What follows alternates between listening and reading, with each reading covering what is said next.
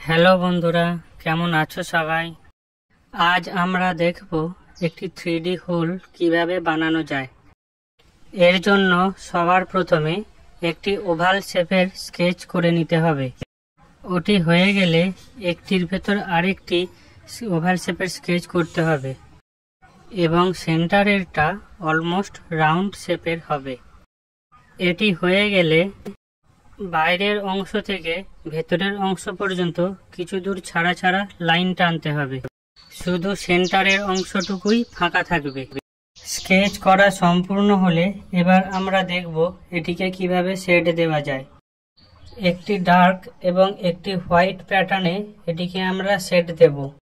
ভালোভাবে লক্ষ্য রাখতে হবে ডার্ক শেড করার সময় যেন লাইনের বাইরে কোনো রকম দাগ না যায় এবং ভেতরের অংশগুলিও খুব নিখুঁতভাবে শেড দিতে হবে। এটি তৈরির সমস্ত পদ্ধতি ভিডিওর মধ্যে দেখানো রয়েছে। তোমরা ভিডিওটি অনুসরণ করলে খুব সহজেই এটি বানিয়ে ফেলতে পারবে।